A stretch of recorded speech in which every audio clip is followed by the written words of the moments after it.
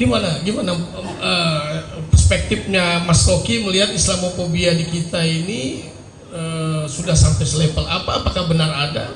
Kemudian untuk Ustaz Somad, apakah ada yang salah dari kita, Ustaz? Sampai kita ini ditakuti oleh Islam kita sendiri, oleh minoritas juga. Kira-kira bagaimana? Silakan, Bang Rocky. Oke, mestinya sekarang nggak kan yang kita sebut fobia itu ciptaan intelijen, karena itu disebut fobia itu. Secara faktual nggak ada fobia, tetapi agar supaya negara bisa mengatur alam pikiran publik, maka disodorkanlah satu kecemasan psikologis yang disebut fobia itu. Nah, dalam politik memang ada ketakutan bahwa negara ini akan diasuh kembali oleh nilai-nilai Islam. Yang nggak ada soal. Kan kalau saya bilang misalnya justice versi Islam lebih dekat dengan Pancasila daripada justice versi kapitalisme. Jelas. Sila kelima kita bilang keadilan sosial bagi seluruh rakyat Indonesia. Dalilnya ada di dalam teologi Muslim. Itu nggak bisa dibantah itu. Jadi kalau ada fobi terhadap politik identitas Muslim, itu artinya pemerintah ingin mengendalikan politik. Dalilnya itu aja tuh.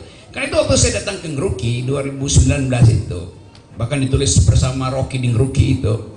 Waktu saya masuk ke situ itu semua gang itu dipasang CCTV itu. Dan polisi yang dampingi saya bilang, Pak Rocky ini berbahaya loh. Saya bilang enggak, saya diundang untuk bertengkar dengan pikiran itu. Pikiran hanya disebut pikiran kalau ada yang dipertengkarkan. Kalau saya berpikir dan pikiran saya tidak dilawan, itu artinya saya lagi berdoa. Berdoa tidak boleh diganggu, berpikir harus diganggu. Karena itu teman-teman di Ngeruki undang saya untuk bertengkar tentang hubungan antara negara dan Islam. Saya datang ke situ dan isinya ada argumentasi. Pak Ustadz Abdul Somad tadi terangkan, pikiran hanya disebut pikiran kalau ada dalil yang diargumentasikan. Untuk apa? Untuk dibantah. Jadi bantah membantah itu ada tradisi di dalam demokrasi, tradisi di dalam kita memahami ketakwaan kita.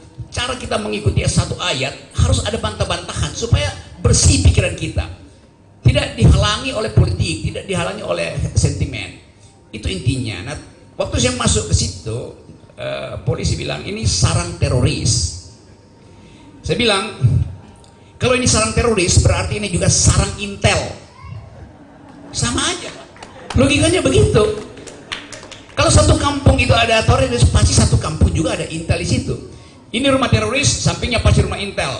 Teroris, intel, teroris. Jadi dengan mudah kita tahu bahwa ini wilayah yang dikondisikan untuk terus-menerus diucapkan sebagai sarang teroris. 17 Agustus sarang teroris itu berubah menjadi sarang pikiran. Karena bendera dinaikkan di situ. Ustadz Abu Bakar Basir ada di situ dan mengucapkan bahwa Pancasila dasarnya adalah tauhid. Benar salah? Ya benar. Lalu apalagi stigma yang akan diberikan pada Muslim kalau sarang terorisnya sendiri menaikkan bendera merah putih, sementara 2 kilo dari situ di Sriwedari bendera merah putih justru gagal dinaikkan.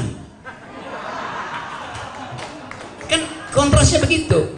Lalu kita bicara apa ini tanda-tanda alam? Sangat mungkin karena susah menerangkan maka alam kasih pertanda. Jadi yang mana yang NKRI gitu?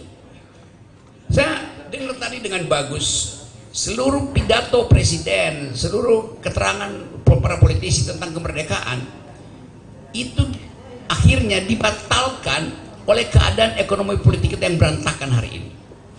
Nah, untuk mengingatkan kembali apa yang namanya perjuangan, puisi dari emak-emak tadi itu sangat syahdu dan sangat membekas. Mengapa?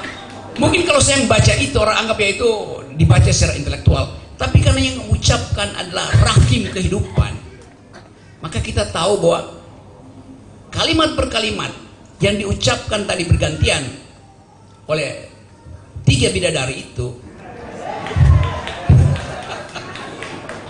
menunjukkan bahwa itu diucapkan dari dalam nurani. Kan itu intinya.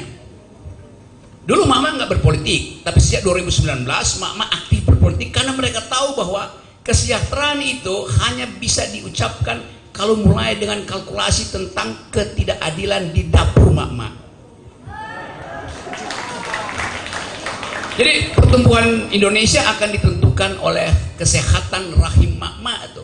Tapi sekarang kesulitan ekonomi menyebabkan semua emak se-Indonesia itu khawatir dengan masa depan anaknya. Itu sebabnya nanti satu waktu mama akan dilarang bicara, karena politik mak-mak itu politik yang paling jujur. Dulu mak-mak disebut, kalau mak-mak ngomong dia nggak usah didengar dah, dianggap mak-mak itu the unspeakable, yang nggak mampu bicara. Sekarang dia the unstoppable, yang nggak mungkin lagi ditahan untuk, tak tertahankan untuk bicara. Jadi sekali lagi balik pada soal tadi, negeri ini secara antropologi memang bertumpu pada identitas. Pak Jokowi kemarin pakai baju etnis, itu juga politik identitas. Pak Jokowi bercakap-cakap dengan lingkungan sekitarnya pakai bahasa Jawa tuh, walaupun dia presiden harusnya pakai bahasa Indonesia, itu politik identitas tuh. Nah, sekali lagi kemampuan kita untuk membedakan bahwa yang disebut politik identitas adalah keinginan untuk memaksimalkan cara berpikir awal kita yang memang dasarnya adalah identitas. Muslim adalah identitas, kejauhan adalah identitas. Waktu bangsa ini didirikan, perdebatan bagaimana bentuk negara, ada yang ingin bikin negara Islam, ada yang ingin bikin negara liberal, bikin negara komunis, balik lagi pada kesultanan. Semua itu ada pertandingan identitas, tapi diasuh oleh pikiran. Karena itu persahabatan awal dari para pemikir bangsa ini harusnya kita teruskan sekarang. Yang sekarang nggak mungkin kita bersahabat, karena bersahabat di tingkat negara artinya bertukar pikiran. Nah, kalau saya bertukar pikiran, saya mau tanya, saya mau bertukar pikiran dengan siapa itu? Jadi sekali lagi, fasilitas yang disediakan oleh demokrasi adalah pertengkaran pikiran secara argumentatif, bukan saling tembak menembak, apalagi menembak tembok gitu.